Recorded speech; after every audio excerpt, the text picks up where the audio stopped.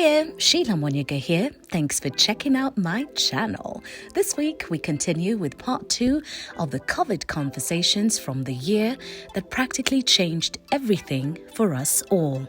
Please drop a comment in the comment section below and don't forget to click subscribe and hit notifications for more content from this channel.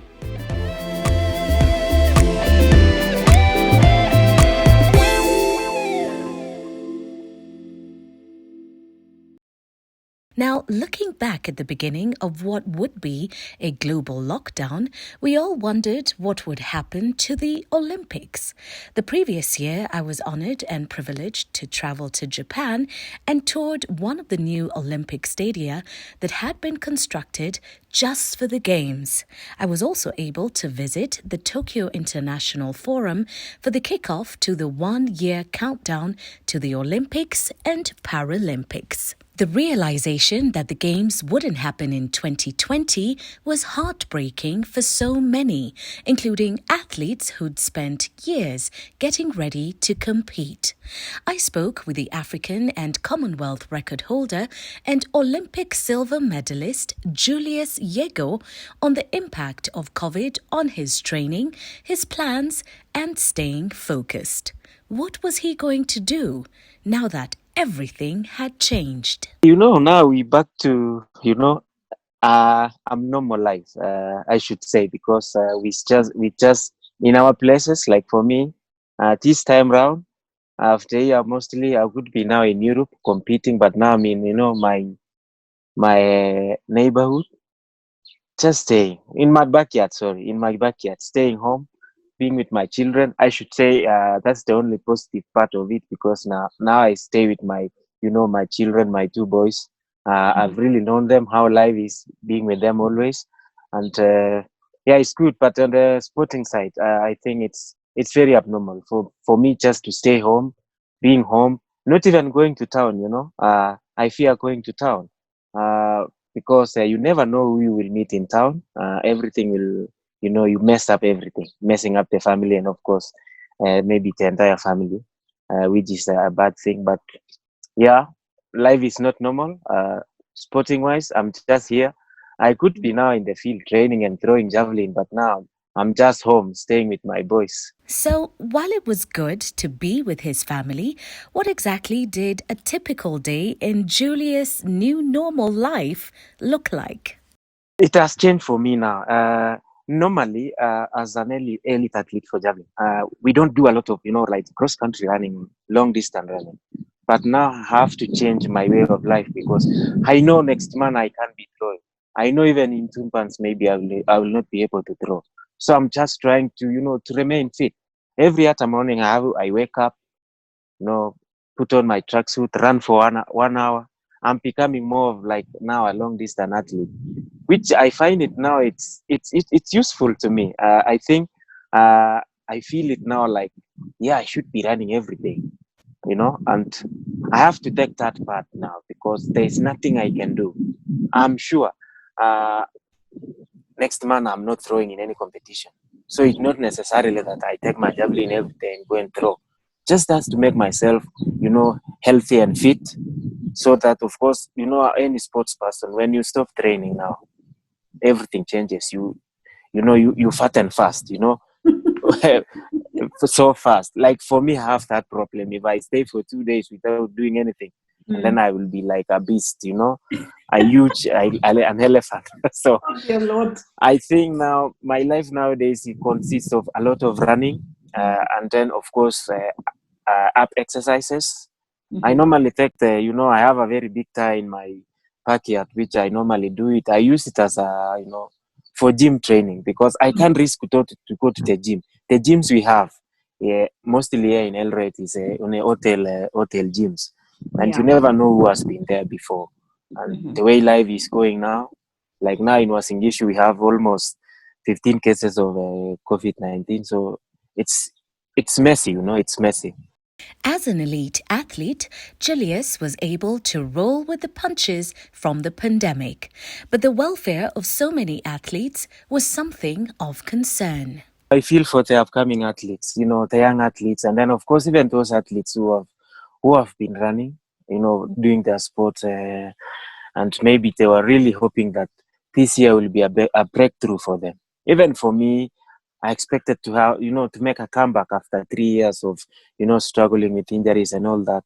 I thought this year was the best year for me to come back, but then this thing happened, and of course, it's affecting everybody. It's not only me. It's each and every athlete all over the world is affected by this thing. And I should say, the welfare of athletes at the moment, I think, for those athletes who have nothing, maybe for me, I'm better off. I should say I'm better off because, of course, I cannot get any earnings from, I could not be able to get the earnings we normally get from, competing in Europe in the Diamond Leagues and World Challenge.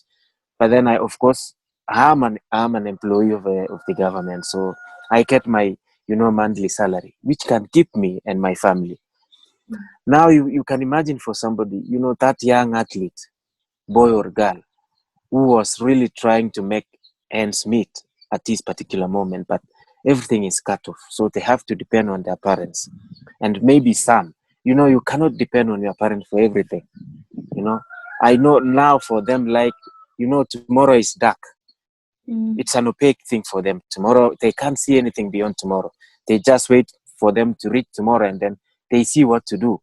Some even cannot be able to get, to feed, cannot be able to take, to have even a plate, a plate of food to eat. But then I saw the government was coming up with that thing of, keeping something for them. And I hope, of course, they make a very serious approach about it. I've been, thinking of how to help them, but then it's difficult for me. I have an extended family. When I came up, of course, everybody else know my life. When I came up, now everybody now is looking at Julius. Leave alone everybody in the world or in Kenya. Even in my village, I've been trying to reach in my place where I was born. I was born in Nandi Tinderet, a rural place. So I've been trying. When I go there, I take some bags of maize, just give them. And it's not enough. I find it like it's not enough. When I go today, they will think he's coming back again with some, little he has to help.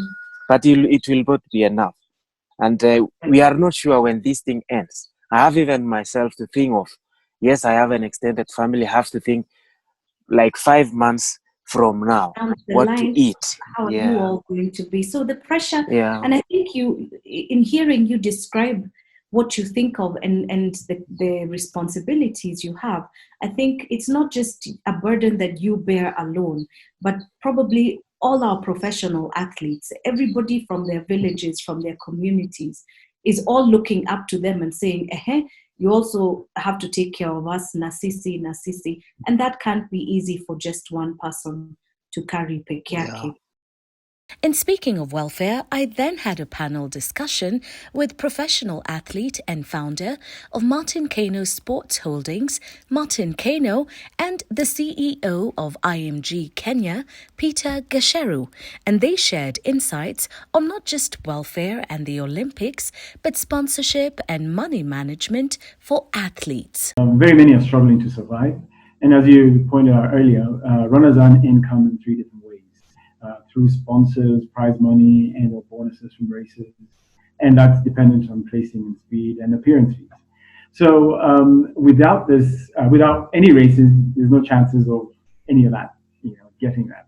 So it really just, for those who have made some kind of income, it's now, going back to either their businesses or investments or farms or, some kind of a way to diversify their income or make use of their investments.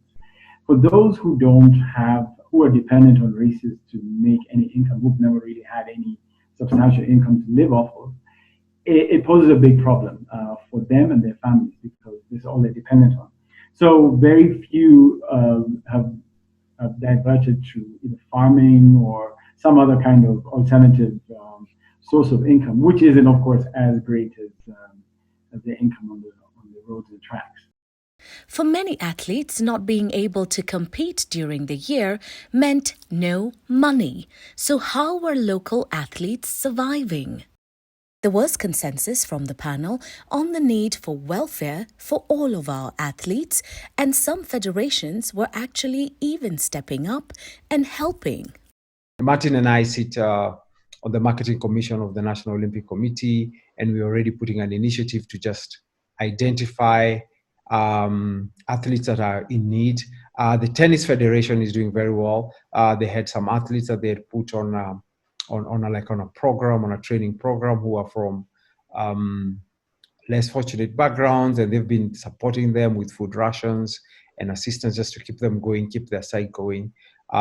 We've had some corporates that are working with the ministry to give some tokens to athletes, but getting the athletes basically is the biggest problem, because we know the elite, the people who are already in competition, but there is always an athlete 5 years away from a competition. There's always an athlete 3 years away from a competition who might not have reached a threshold of earning money, and therefore probably lives on his parents and so on. But if his parents is out of a job currently or has been laid off, then they're not able to support the youngsters to actually hit the training grounds every day. They're probably now being forced to go to the farms or something like that. And a lot of uncertainty around the space. So if the family incomes are affected, families are the first sponsors for athletes, especially for upcoming athletes. So that's one area that's actually going to be affected. The other one is, of course, schools. Schools are closed. The place with the best facilities, even in our country today, is still going to be the schools. That's where you get to try all the sports. So if we continue doing homeschooling as it is today, that means our children are not getting an opportunity to try out 5 different sports. And that's going to mean that in a couple of years, we are not going to have rising. I mean, when we went to school, you probably tried hockey, you tried volleyball, you tried swimming, depending on what. There's going to be a missing gap.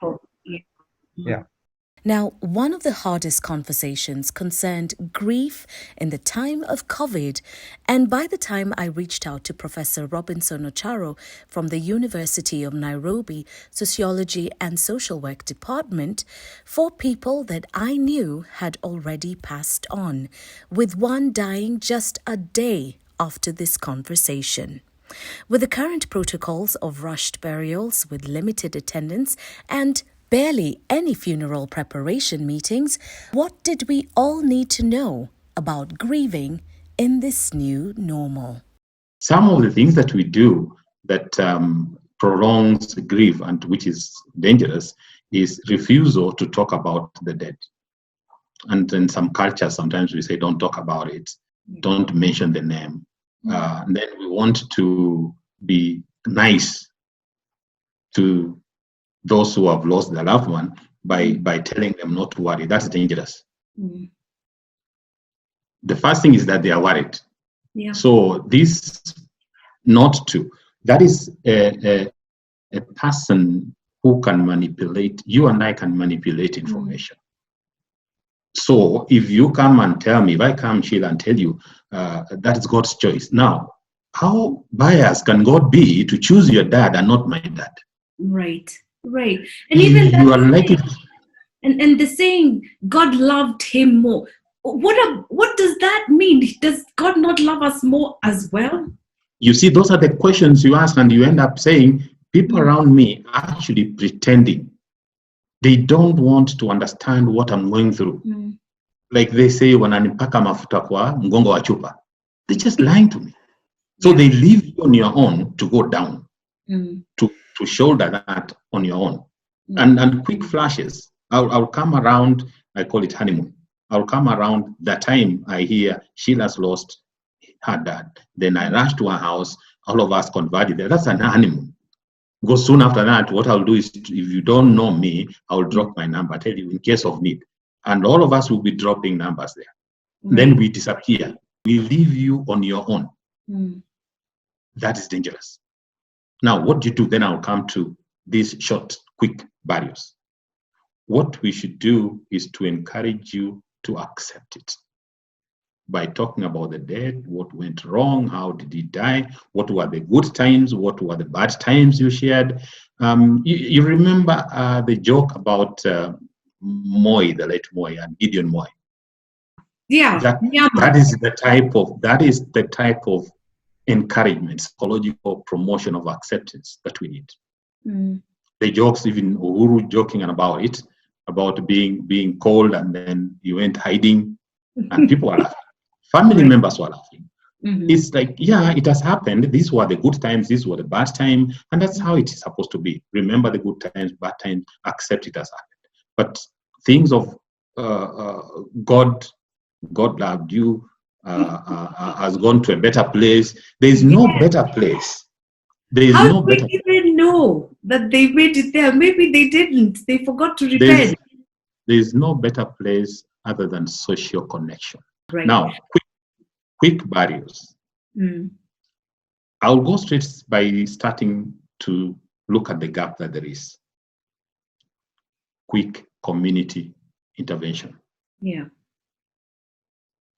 And then follow up.